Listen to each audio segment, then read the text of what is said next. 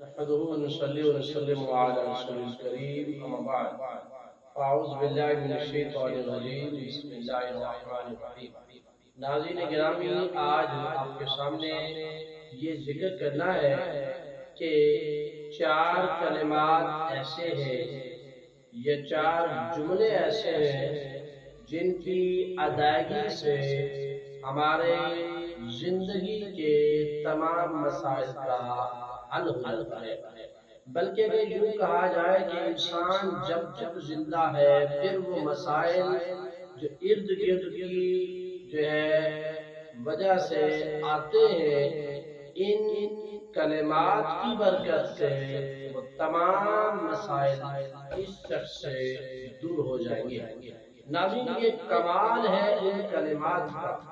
جب آپ یہ کلمات ادا کریں گے تو ان کلمات کے ثمرات یہ ہے کہ جو اس کو پڑھتا چلا جاتا ہے اس کے مسائل اس سے کوسوں دور چلے جاتے ہیں اور اس کی پریشانیاں مکمل ختم ہو جاتی ہیں، اس کی حاجتوں کے دروازے پورے ہونے کے کھل جاتے ہیں اور اس کی تمنائیں اس طرح پوری ہوتی ہیں جس طرح کے تیر ایک کمان سے نکل جاتا ہے۔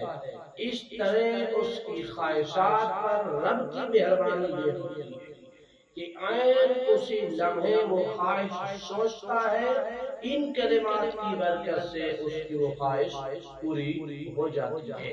ناظرین، روزمرہ کی آفات و بلیات اس کے قریب تر نہیں آتی۔ ناظرین، موت کی سختیاں اس سے دور چلی جاتی ہے۔ ناظرین، قبر و حشر کے معاملات اس کے لیے آسان ترین ہو جاتی ہے۔ ناظرین، اس شخص کے لیے یہ چار کلمات جب ادا کرتا ہے تو اس کے لیے میدان حشر آسان تر ہو جاتا ہے۔ ناظرین، جب یہ کلمات کوئی شخص ادا کرتا ہے تو اس کے رزق میں اضافے کے دروازے کھل جاتے ہیں، اس کے لیے صحت کی آسانیوں کے اسباب کھل جاتے ہیں۔ ناظرین، جو شخص یہ چار کلمات پڑھتا ہے اس سے جمیل خزائن ربی عطا کر دیے جاتے ہیں جو یہ طلب رکھتا ہے۔ اس لیے آج کی اس ویڈیو پہ خاص توجہ رکھنی ہے، اس کو شروع سے آخر تک دیکھنا ہے۔ اگر طلب ہے کہ ہماری بھی ہر خواہش پوری ہو جائے، ہماری بھی ہر حاجت پوری ہو جائے، تو ناظرین آج اس ویڈیو کو کامل دیکھیں تاکہ ہم بھی اس پر عمل کر کے اپنی حاجات کو پورا کرنے کی خوشی حاصل کر سکیں۔ ناظرین، آج اس ویڈیو میں آپ نے یہ چار کلمات سننے ہیں، آئیے ان چار کلمات کی طرف آپ کی توجہ دلا رہے ہیں۔ سب سے پہلے یہ ہے کہ آپ نے روزانہ 100 مرتبہ استغفار کی تسبیح پڑھنی ہے۔ نبی کریم صلی اللہ علیہ وآلہ وسلم کا فرمان ذیشان ہے کہ جو لوگ استغفار پڑھتے ہیں رب ذوالجلال وہ ان سب لوگوں کو اپنے قریب تر فرما دیتا ہے۔ حتیٰ کہ بعض بزرگان نے تو یہاں تک لکھا ہے کہ استغفار ایک ایسا وظیفہ ہے جو انسان کے لیے ایک جنت ٹانک کا کردار ادا کرتا ہے، یعنی جو طلب کرتا ہے اس استغفار کی برکت سے اسے تمام کچھ حاصل ہو جاتا ہے۔ ناظرین، اسی طرح دوسرا کلمہ جو دوسری تسبیح ہے وہ یہ ہے کہ روزانہ کی بنیاد پر جو ہے حسبنا اللہ ونعم الوکیل یہ پڑھنا ہے۔ ناظرین، یہ وہ کلمہ ہے حضرت سیدنا ابراہیم علیہ السلام جب نمرود بھڑکتے شعلے کے اندر ڈالنے لگا تھا تو آپ نے یہ کلمات ادا کر لیے تھے، حسبنا اللہ ونعم الوکیل۔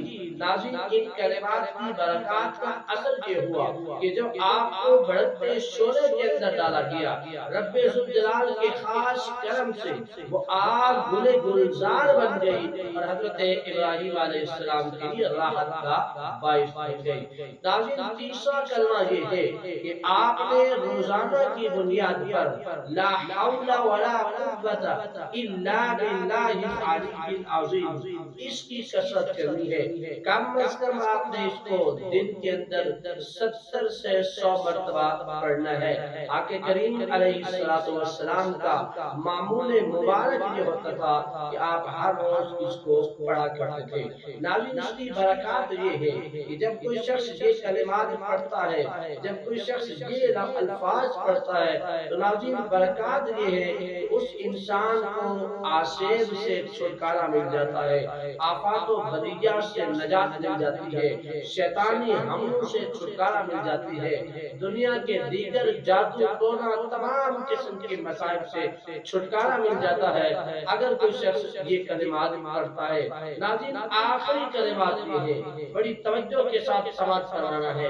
یہ وہ کلمات ہیں جو میرے آقا علیہ السلام خود بھی پڑھا کرتے تھے، وہ ہے یا حی یا قیوم برحمتک استغیث، یا حی یا قیوم برحمتک استغیث۔